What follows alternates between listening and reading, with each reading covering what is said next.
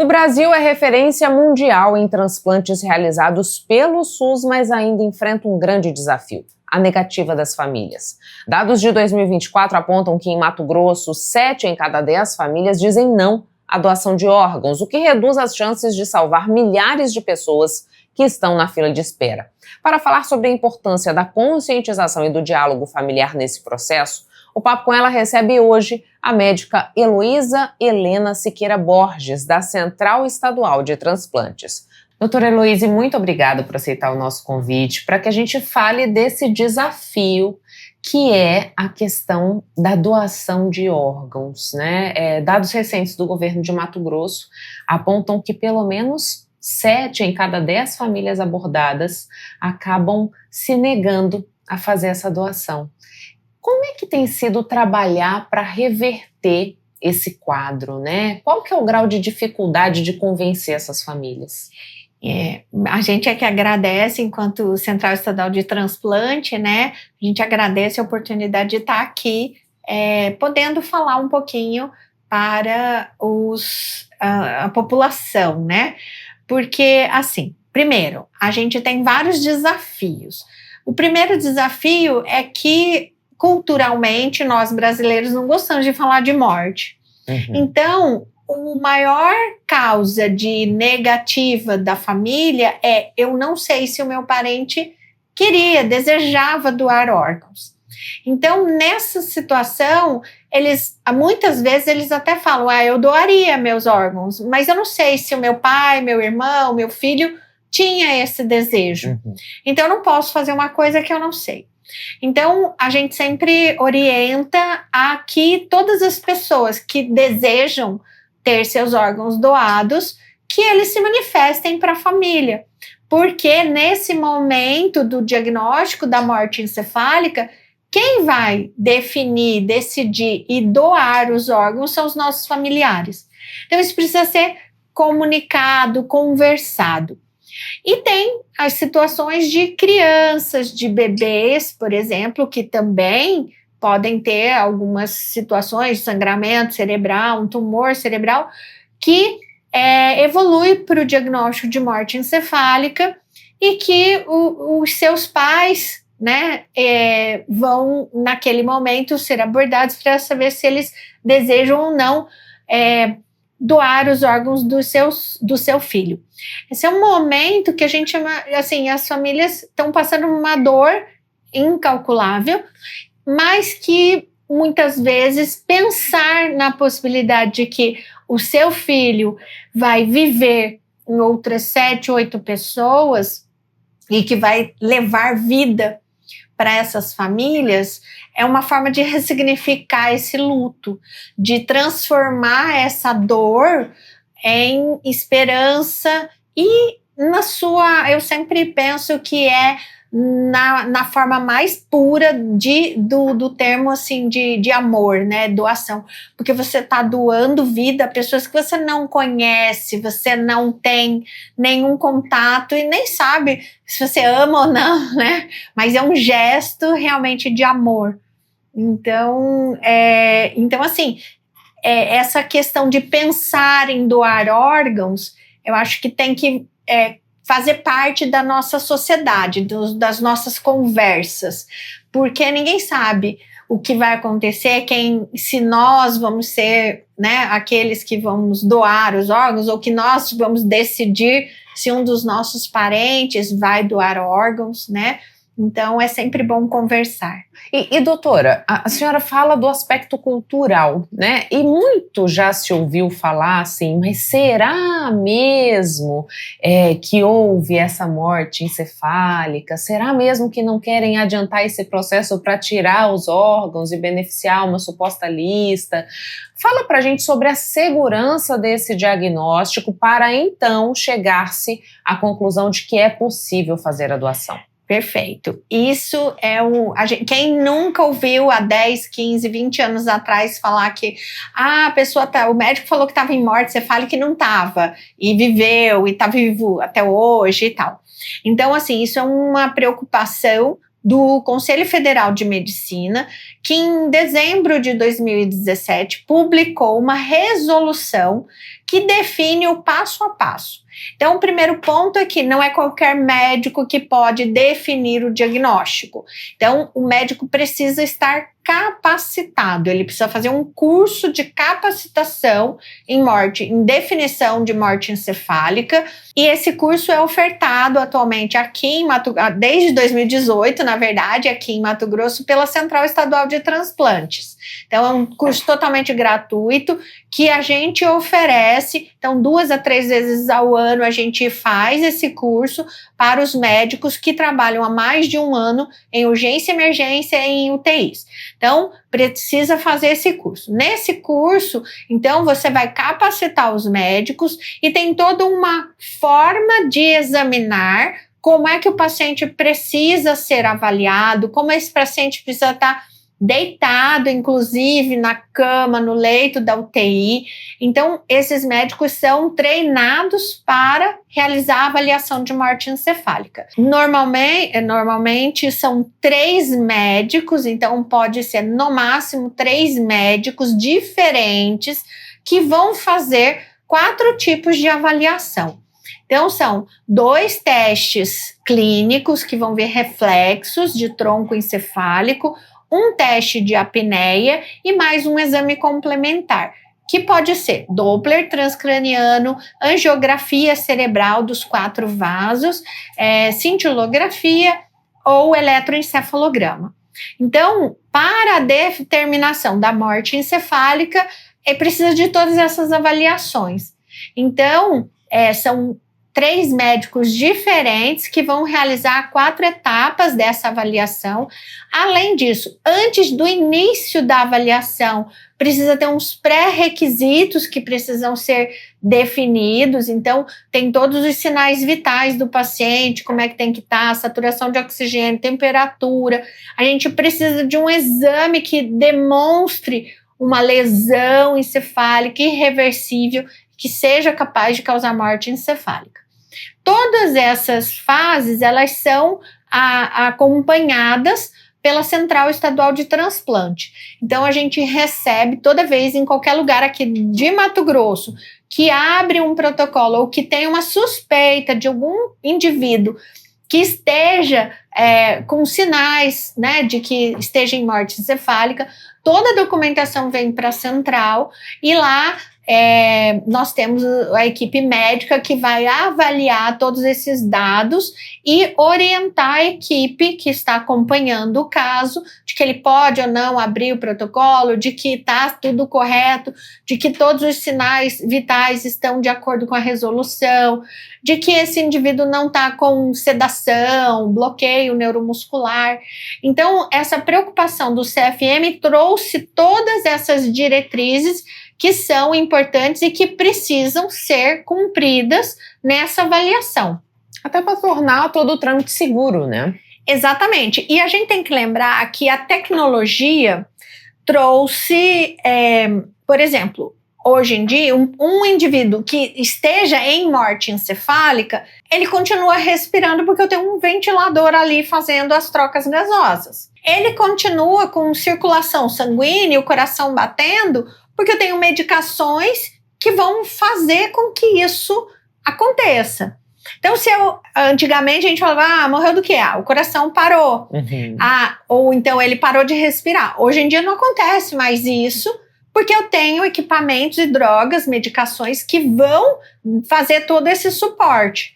Então, se eu estiver com um indivíduo em morte encefálica, ou seja, já está morto, e que eu não avalio, é uma ocultação de cadáver. Porque eu tenho um indivíduo morto que está ocupando um leito de hospital, de UTI, que pode estar salvando outras vidas, e que eu estou ali fazendo medicações, máquinas para manter, teoricamente, ele vivo. Mas ele não está mais vivo. Então, essa avaliação é justamente para a gente identificar a viabilidade, apesar da tecnologia. Doutora, quando a gente pensa na doação de órgãos, ela só é possível em casos de morte encefálica ou existem outros quadros que também me permitem fazer o manejo desses órgãos. Isso. Então, assim, dos órgãos, a gente tem, por exemplo, rim, que eu posso fazer transplante entre vivos. Uhum. Nós temos 2 rins, então meu irmão ou alguém que, né, eu seja compatível comigo,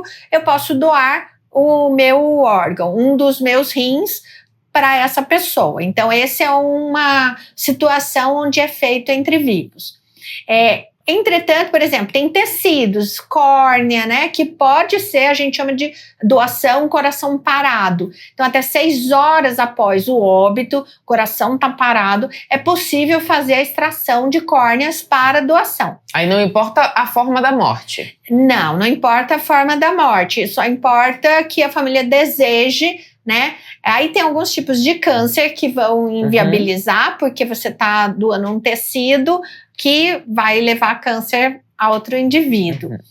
No caso de doenças infecto-contagiosas, existe toda uma situação de análise, porque vamos supor que eu tenho um paciente com sífilis e que teve um acidente de carro e está em morte encefálica. Se o receptor também tiver sífilis, eu não tenho problema em doar. Então, tudo isso é analisado pelo Sistema Nacional de Transplante. Então, a gente, aqui, enquanto central estadual, a gente encaminha todos os dados, desde que a família aceite, né, fazer a doação de órgãos, todos esses dados para o Sistema Nacional de Transplante, que vai analisar quem são os receptores compatíveis, e aí as equipes vão analisar individualmente cada caso. Exceto, por exemplo, a gente já está agora há quase um ano com transplante renal aqui no Hospital São Mateus. Então, o Hospital São Mateus, ele realiza transplante renal. Então, todos os rins ofertados aqui dentro do estado, ele primeiro é analisado em relação à compatibilidade com os pacientes do estado que estão aguardando transplante renal. Se não houver compatibilidade, aí a gente chama que a gente sobe para o Sistema Nacional de Transplante para ser ofertado para o Brasil inteiro. Então, é assim que funciona. E doutora, hoje qual que é a demanda que a gente tem, né? Porque a gente está falando, dependemos do aceite das famílias, porque é daí que essas pessoas na fila terão a esperança de receber esse órgão que vai dar a ela uma outra condição de vida. Hoje, qual é a demanda que a gente tem por órgãos? E existe um órgão que é mais demandado nessa fila? Na verdade, assim, a gente tem uma notícia maravilhosa, porque esse ano a gente conseguiu zerar a nossa fila de transplante de córnea. Então, atualmente, qualquer indivíduo aqui em Mato Grosso que tenha necessidade de um transplante de córnea, ele no máximo em 7 dias já está sendo transplantado. A gente tem, no Brasil, um dos poucos estados que a gente tem essa fila zero e muitas vezes a gente até doa a córnea do nosso banco de córnea para outros estados. Mas a gente tem uma fila grande que é para transplante renal, depois hepático, né, que são os principais. Aí vem os cardíacos e assim por diante. Cada um deles tem uma fila específica, 400, 300 pacientes nessa fila. Tá? Mas que aí a gente tem essa questão de que, se a gente for olhar na nossa estatística desde 2021, né, na verdade, daí para frente, porque a gente começou em 2018 a fazer os cursos de capacitação, então nós começamos a ter doadores, 1 a 2 doadores por ano, aí veio a pandemia, 2020, 2021, que parou tudo, né, e a partir de 2021, então a gente voltou a fazer as doações e as ofertas de órgãos para o Sistema Nacional de Transplante. Então, a gente vinha com 2, 3 e atualmente, o ano passado, a gente teve 14 doações, sendo que gerou, se não me engano, 22 órgãos que foram ofertados. E agora, até o mês passado, então, nós já tínhamos 12 doações, né? Então, isso é muito gratificante, porque a gente vem identificando que as famílias estão se sensibilizando. A gente usa o Setembro Verde como o mês de conscientização para a doação de órgãos, mas é um mês que a gente foca todas as nossas energias, campanhas, mas não significa que é só em setembro, tem que ser o ano inteiro. E por isso que a gente fica muito grato pela oportunidade de estarmos aqui em outubro falando sobre doação de órgãos, porque falando, conversando, que a gente vai conseguir entender quem tem intenção, interesse em doar seus órgãos ou não, para que, caso seja possível, nesse momento, a gente tenha como doar os órgãos dos nossos parentes. Ou ainda, como eu sempre falo, que os meus órgãos sejam doados também, né? Porque se os meus parentes não souberem que eu quero que eles sejam doados, eles não vão se manifestar.